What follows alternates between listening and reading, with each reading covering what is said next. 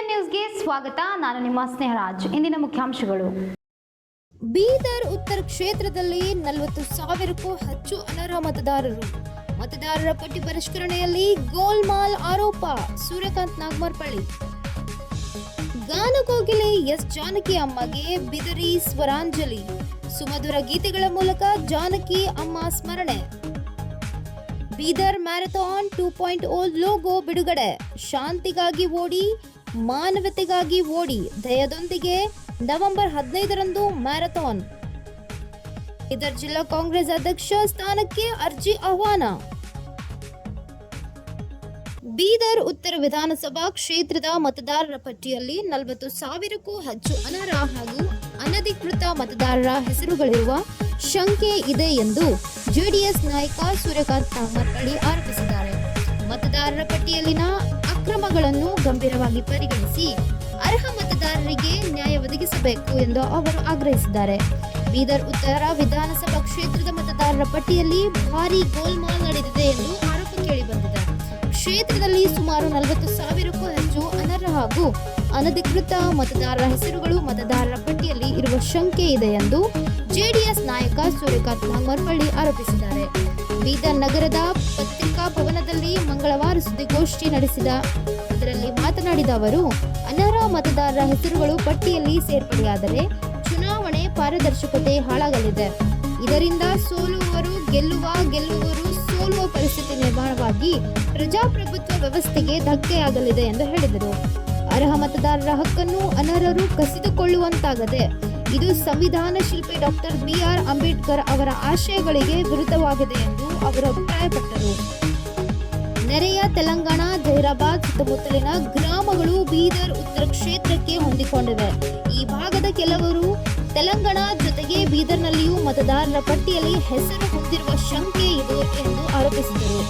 ಅಲ್ಲದೆ ಬೀದರ್ ನಗರದ ಹಳೆಯ ಭಾಗದ ಮತಗಟ್ಟೆಯಲ್ಲಿರುವ ವ್ಯಕ್ತಿಯ ಹೆಸರು ಹೊಸ ಭಾಗದ ಮತ್ತೊಂದು ಮತಗಟ್ಟೆಯಲ್ಲಿಯೂ ಕಾಣಿಸಿಕೊಂಡಿದ್ದು, ಎರಡೂ ಕಡೆ ಬೇರೆ ಬೇರೆ ಮತದಾರರ ಗುರುತಿನ ಚೀಟಿ ಸಂಖ್ಯೆಗಳಿವೆ. ಆದರೆ ಎರಡೂ ಮತದಾರರ ಭಾವಚಿತ್ರ ಒಂದೇ ಆಗಿರುವುದು ಮತದಾರರ ಪಟ್ಟಿಯಲ್ಲಿನ ಅಕ್ರಮಕ್ಕೆ ಸಾಕ್ಷಿಯಾಗಿದೆ ಎಂದು ಸೂರ್ಯಕಾಂತ್ ನಾಗಮರ್ಪಳ್ಳಿ ಹೇಳಿದ್ದಾರೆ. ಈ ಕುರಿತು ಜಿಲ್ಲಾ ಚುನಾವಣಾ ಅಧಿಕಾರಿಗಳು ಗಂಭೀರವಾಗಿ ಗಮನಹರಿಸಿ ಅರ್ಹ ಮತದಾರರ ಹಕ್ಕುಗಳನ್ನು ರಕ್ಷಿಸುವ ಜೊತೆಗೆ ಅನರ್ಹ ಮತದಾರರ ಹೆಸರುಗಳನ್ನು ಪರಿಶೀಲಿಸಿ ರದ್ದುಪಡಿಸಬೇಕು. ಆ ಮೂಲಕ SIR ಪರಿಷ್ಕರಣೆಯ ಉದ್ದೇಶ ಈಡೇರಿಸಬೇಕು ಎಂದು ಅವರು ಮನವಿ ಮಾಡಿದರು.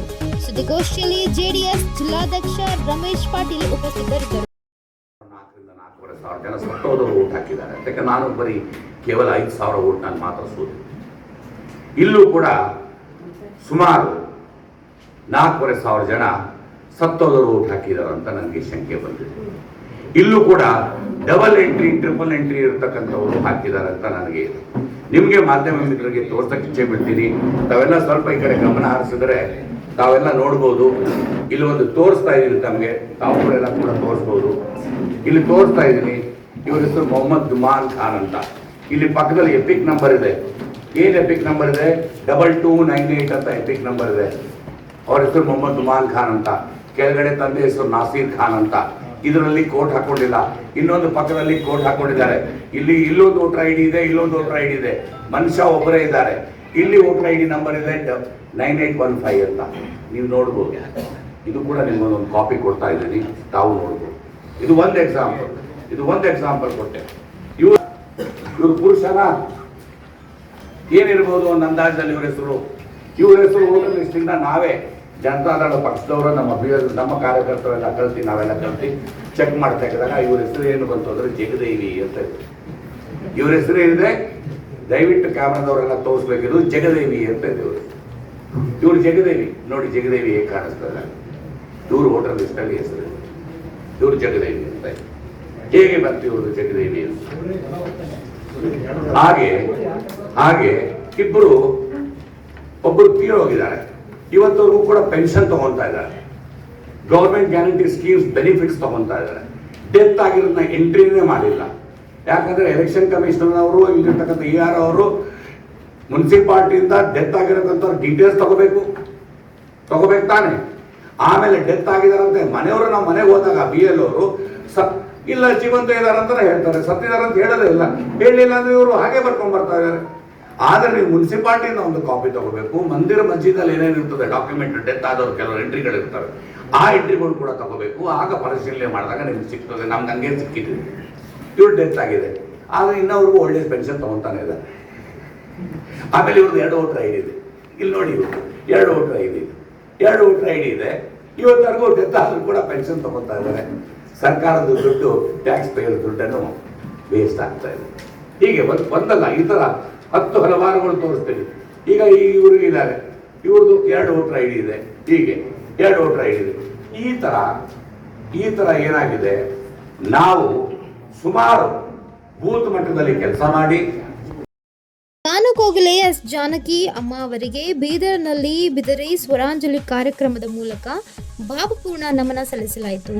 ಜಾನಕಿ ಅಮ್ಮ ಅವರ ಅಮರ ಗೀತೆಗಳನ್ನು ಹಾಡುವ ಮೂಲಕ ಸಂಗೀತಾಭಿಮಾನಿಗಳು ಅವರನ್ನು ಸ್ಮರಿಸಿದರು. ಗಾನಕೋಗಿಲೆ ಎಸ್ ಜಾನಕಿ ಅಮ್ಮ ಅವರ ಸುಮಧುರ ಗೀತೆಗಳಿಗೆ ಬೀದರ್ನಲ್ಲಿ ಸ್ವರ ನಮನ ಸಲ್ಲಿಸಲಾಯಿತು. ನಗರದ SRS ಫಂಕ್ಷನ್ ಹಾಲ್ನಲ್ಲಿ ಬೀದರ್ ಬಿದರಿ ಜಿಲ್ಲೆಯ ಸಾಂಸ್ಕೃತಿಕ ವೇದಿಕೆ ವತಿಯಿಂದ ಬಿದರಿ ಸ್ವರಾಂಜಲಿ ಕಾರ್ಯಕ್ರಮ ಆಯೋಜಿಸಲಾಯಿತು.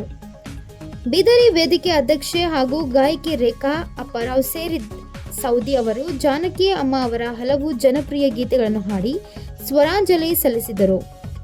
ಗಾಯಕರಾದ ಶಿವಕುಮಾರ್ ಪಾಂಚಾಳ್, ಮಹೇಶ್ ಕುಂಬಾರ್ ಹಾಗೂ ಶಶಿಕುಮಾರ್ ಸಾಥ್ ನೀಡಿದರು. ಗಗನವು ಮನೆಯ ಜೊತೆಯಲ್ಲಿ ನಗುವ ನಯನ ಸೇರಿದಂತೆ ಜಾನಕಿ ಅಮ್ಮ ಅವರ ವಿವಿಧ ಅಮರ ಗೀತೆಗಳು ಸಂಗೀತಾಭಿಮಾನಿಗಳನ್ನು ರಂಜಿಸಿದವು. ಸಾಹಿತಿ ಶಿವಲಿಂಗ ಹೆಡೆ ಅವರು ಜಾನಕಿ ಅಮ್ಮ ಅವರ ಕಲಾ ಸಾಧನೆಯನ್ನು ಸ್ಮರಿಸಿ ನುಡಿ ನಮನ ಸಲ್ಲಿಸಿದರು. ವಿವಿಧ ಭಾಷೆಗಳಲ್ಲಿ ಸಾವಿರಾರು ಹಾಡುಗಳನ್ನು ಹಾಡಿರುವ ಜಾನಕಿ ಅಮ್ಮ ಅವರು ತಮ್ಮ ಸಂಗೀತದ ಮೂಲಕ ತಲಾಂತರದ ಸಂಗೀತಾಭಿಮಾನಿಗಳ ಹೃದಯದಲ್ಲಿ ಅಮರರಾಗಿದ್ದಾರೆ ಎಂದು ಹೇಳಿದರು. ರೇಖಾ ಅಪ್ಪಾರಾವ್ ಸೌದಿ ಮಾತನಾಡಿ, ಜಾನಕಿ ಅಮ್ಮ ಅವರ ಪ್ರತಿಯೊಂದು ಹಾಡು ಕೂಡ ಭಾವನೆಗಳ ಜೀವಂತ ನೆನಪಾಗಿದ್ದು ಅವರ ಗಾಯನ ಮುಂದಿನ ತಲೆಮಾರುಗಳಿಗೂ ಸ್ಫೂರ್ತಿಯಾಗಿದೆ ಎಂದು ಕಾರ್ಯಕ್ರಮದಲ್ಲಿ ನೂರಾರು ಸಂಗೀತಾಭಿಮಾನಿಗಳು ಭಾಗವಹಿಸಿ ಗಾನಕೋಗಿಲೆ ಎಸ್ ಜಾನಕಿ ಅಮ್ಮ ಅವರಿಗೆ ಭಾವಪೂರ್ಣ ಸ್ವರ ನಮನ ಸಲ್ಲಿಸಿದರು. ನಗರದಲ್ಲಿ ನವೆಂಬರ್ 15ರಂದು ನಡೆಯಲಿರುವ ಬೀದರ್ ಮ್ಯಾರಥಾನ್ 2.0 ರ ಲೋಗೋವನ್ನು ಗುರುನಾನಕ್ ಶಿಕ್ಷಣ ಸಂಸ್ಥೆಯ ಉಪಾಧ್ಯಕ್ಷೆ ಡಾಕ್ಟರ್ ರೇಷ್ಮಾ ಕೌರ್ ಬಿಡುಗಡೆಗೊಳಿಸಿದರು. ಶಾಂತಿಗಾಗಿ ಓಡಿ, ಮಾನವತೆಗಾಗಿ ಓಡಿ ಎಂಬ ಧ್ಯೇಯದೊಂದಿಗೆ ಮ್ಯಾರಥಾನ್ ಆಯೋಜಿಸಲಾಗುತ್ತದೆ. ನಗರದಲ್ಲಿ ನಡೆಯಲಿರುವ ಬೀದರ್ ಮ್ಯಾರಥಾನ್ 2.0 ರ ಲೋಗೋ ಬಿಡುಗಡೆ ಕಾರ್ಯಕ್ರಮ ನಡೆಯಿತು. ನಗರದ ಮೈಲೂರು ರಸ್ತೆಯ ಗುರುನಾನಕ್ ದೇವ್ ಎಂಜಿನಿಯರಿಂಗ್ ಕಾಲೇಜ್ ಗುರುಭವನದಲ್ಲಿ ನಡೆದ ಕಾರ್ಯಕ್ರಮದಲ್ಲಿ ಗುರುನಾನಕ್ ಶಿಕ್ಷಣ ಸಂಸ್ಥೆಯ ಉಪಾಧ್ಯಕ್ಷೆ doctor Reshma Kaur marathon logo ಬಿಡುಗಡೆ ಮಾಡಿದರು. ನವೆಂಬರ್ 15ರಂದು ಶಾಂತಿಗಾಗಿ ಓಡಿ, ಮಾನವತೆಗಾಗಿ ಓಡಿ ಎಂಬ ಧ್ಯೇಯದೊಂದಿಗೆ ಮ್ಯಾರಥಾನ್ ಆಯೋಜಿಸಲಾಗಿದ್ದು 3, 5, 10 ಹಾಗೂ 21 ಕಿಲೋಮೀಟರ್ ವಿಭಾಗಗಳಲ್ಲಿ ಸ್ಪರ್ಧೆ ನಡೆಯಲಿದೆ ಎಂದು ಡಾಕ್ಟರ್ ರೇಷ್ಮಾ ಕೌರ್ ತಿಳಿಸಿದರು. ಮ್ಯಾರಥಾನ್ ಮೂಲಕ ಬೀದರ್ ಜಿಲ್ಲೆಯನ್ನು ಪ್ರವಾಸಿ ತಾಣವಾಗಿ ಮತ್ತಷ್ಟು ಅಭಿವೃದ್ಧಿಪಡಿಸಲು ಸಹಕಾರಿಯಾಗಲಿದೆ. ರಾಷ್ಟ್ರಮಟ್ಟದ ಕ್ರೀಡಾಪಟುಗಳು ಜಿಲ್ಲೆಗೆ ಆಗಮಿಸುವುದರಿಂದ ಇಲ್ಲಿನ ಐತಿಹಾಸಿಕ ಹಾಗೂ ಧಾರ್ಮಿಕ ಸ್ಥಳಗಳಲ್ಲಿ ಪರಿಚಯ ಆಗಲಿದೆ. ಪ್ರತಿ ವರ್ಷ ಮ್ಯಾರಥಾನ್ ಆಯೋಜಿಸುವ ಗುರಿ ಹೊಂದಲಾಗಿದೆ ಎಂದು ಕಾರ್ಯಕ್ರಮದಲ್ಲಿ ಗುರುನಾನಕ್ ಶಿಕ್ಷಣ ಸಂಸ್ಥೆಯ ಪದಾಧಿಕಾರಿಗಳು, ವೈದ್ಯರು ಹಾಗೂ ಸಿಬ್ಬಂದಿಗಳು ಉಪಸ್ಥಿತರಿದ್ದರು. ದೇಶಾದ್ಯಂತ ಕಾಂಗ್ರೆಸ್ ಪಕ್ಷವನ್ನು ಬಲಪಡಿಸುವ ಉದ್ದೇಶದಿಂದ ಆರಂಭಿಸಿರುವ ಸಂಘಟನೆ ಸೃಜನ ಅಭಿಯಾನದ ಭಾಗವಾಗಿ ರಾಜ್ಯದ 6 ಜಿಲ್ಲಾ ಕಾಂಗ್ರೆಸ್ ಘಟಕಗಳ ಅಧ್ಯಕ್ಷರ ಆಯ್ಕೆ ಪ್ರಕ್ರಿಯೆ ಆರಂಭಿಸಲಾಗಿದೆ. ಈ ಹಿನ್ನೆಲೆಯಲ್ಲಿ ಬೀದರ್ ಜಿಲ್ಲಾ ಕಾಂಗ್ರೆಸ್ ಅಧ್ಯಕ್ಷ ಸ್ಥಾನಕ್ಕೆ ಆಕಾಂಕ್ಷಿಗಳು ಪಕ್ಷ ನೀಡಿರುವ ಅರ್ಜಿ ನಮೂನೆಯ ಭರ್ತಿ ಮಾಡಿ ಸಲ್ಲಿಸುವಂತೆ ಎಐಸಿಸಿ ಎಸ್ಸಿ ವಿಭಾಗದ ಮಾಜಿ ಅಧ್ಯಕ್ಷ ಹಾಗೂ ಕಾಂಗ್ರೆಸ್ ಪಕ್ಷದ ವೀಕ್ಷಕ ರಾಜೇಶ್ ಲಿಲೋಟಿಯಾ ಮನವಿ ಮಾಡಿದ್ದಾರೆ.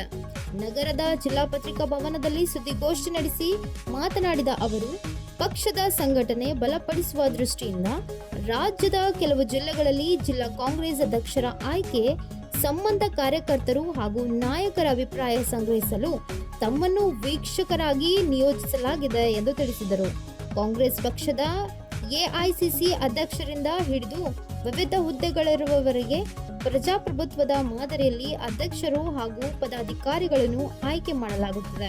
ಪಕ್ಷದ ಸಂಘಟನೆಯಲ್ಲಿ ಸಕ್ರಿಯವಾಗಿ ತೊಡಗಿಸಿಕೊಂಡಿರುವ ಕಾರ್ಯಕರ್ತರು ಜಿಲ್ಲಾ ಅಧ್ಯಕ್ಷ ಸ್ಥಾನಕ್ಕೆ ಆಕಾಂಕ್ಷಿಗಳಾದರೆ ಪಕ್ಷ ನೀಡಿರುವ ಅರ್ಜಿಯನ್ನು ಭರ್ತಿ ಮಾಡಿ ಸಲ್ಲಿಸಬೇಕು. ಸ್ವೀಕರಿಸಿದ ಅರ್ಜಿಗಳ ಪೈಕಿ 6 ಹೆಸರುಗಳನ್ನು ಅಂತಿಮಗೊಳಿಸಿ ಆ 6 ಮಂದಿಯಲ್ಲಿ ಒಬ್ಬರನ್ನು ಹೈಕಮಾಂಡ್ ಮೂಲಕ ಜಿಲ್ಲಾ ಕಾಂಗ್ರೆಸ್ ಅಧ್ಯಕ್ಷರನ್ನಾಗಿ ಆಯ್ಕೆ ಮಾಡಲಾಗುವುದು ಎಂದರು. ಜಿಲ್ಲಾಧ್ಯಕ್ಷರ ಆಯ್ಕೆಯಲ್ಲಿ ಮಹಿಳೆಯರು, ದಲಿತರು ಹಾಗೂ ಹಿಂದುಳಿದ ವರ್ಗದವರಿಗೆ ಸೂಕ್ತ ಪ್ರಾತಿನಿಧ್ಯ ನೀಡುವುದು ಪಕ್ಷದ ಪ್ರಮುಖ ಆದ್ಯತೆಯಾಗಿದೆ ಎಂದು ರಾಜೇಶ್ ಲಿಲೋಟಿಯಾ ಹೇಳಿದರು. ಸುದ್ದಿಗೋಷ್ಠಿಯಲ್ಲಿ ಮಾಜಿ ಸಚಿವ ರಾಜಶೇಖರ್ ಪಾಟೀಲ್, ಬೀದರ್ ಜಿಲ್ಲಾ ಕಾಂಗ್ರೆಸ್ ಅಧ್ಯಕ್ಷ ಬಸವರಾಜ್ ಜಾಬ್ಶೆಟ್ಟಿ, ಮಾಜಿ ಪರಿಷತ್ ಸದಸ್ಯ ಅರವಿಂದ್ ಅರಳಿ, ಪುಂಡಲಿಕ್ ರಾವ್ ಸೇರಿದಂತೆ ಹಲವು ಕಾಂಗ್ರೆಸ್ ಮುಖಂಡರು ಉಪಸ್ಥಿತರಿದ್ದರು. This Sangathan Srijan Abhiyan, that we want the people from the worker from the ground level to also feel empowered that he has got the right to become the DCC president. And let me tell you, the present AICC, our Congress president, Mallikarjun Kharge ji, who started his career from a block president, from Youth Congress, that is his background. Now, today, even he was elected by the AICC members. It was not appointed. It was a proper election was conducted, and Mallikarjun Kharge ji became the president with the consent of the entire party workers. Yes, he should be our. So this is our democratic system. तो उससे ज्यादा एक बेहतर कोई हमारे पास में example नहीं है. और हम यहाँ पर जो आए हैं, जो हम बता रहे हैं, किसी व्यक्ति को यहाँ पर हम फॉर्म देंगे. जिसको भी जिला के लिए अपना आवेदन भरना है वो आवेदन भर सकता है, जिसकी पूरी रिपोर्टिंग हम ऊपर जाकर करेंगे. और ये कोई भी यहाँ पर सख्त निर्देश है कि इवन यहाँ पर इलेक्टेड रिप्रेजेंटेटिव संगठन में पहले से ऑलरेडी एग्जिस्टिंग जो लीडर्स हैं वो कोई भी सिफारिश नहीं करेगा. यहाँ पर हम लोगों के बीच में जाके उनसे, वर्कर से उनकी राय मशवरा लेंगे कि आपको यहाँ पर किस तरीके का एक बदलाव चाहिए. और अगर वर्तमान ठीक है तो वर्तमान को और ताकत देनी है, और अगर उसके अंदर कुछ बदलाव करना है तो उसके लिए भी हम यहाँ पर एक पैनल बना के देंगे. किसी की एक नाम की सिफारिश नहीं होगी, 6 लोगों का पैनल जाएगा और वो फैसला हाईकमांड करेगा. ಇಂದಿನ ವಾರ್ತಾ ಪ್ರಸಾರ ಮುಕ್ತಾಯವಾಯಿತು. ಮುಂದಿನ ವಾರ್ತೆಗಳೊಂದಿಗೆ ಮತ್ತೆ ಭೇಟಿಯಾಗೋಣ. ಧನ್ಯವಾದಗಳು.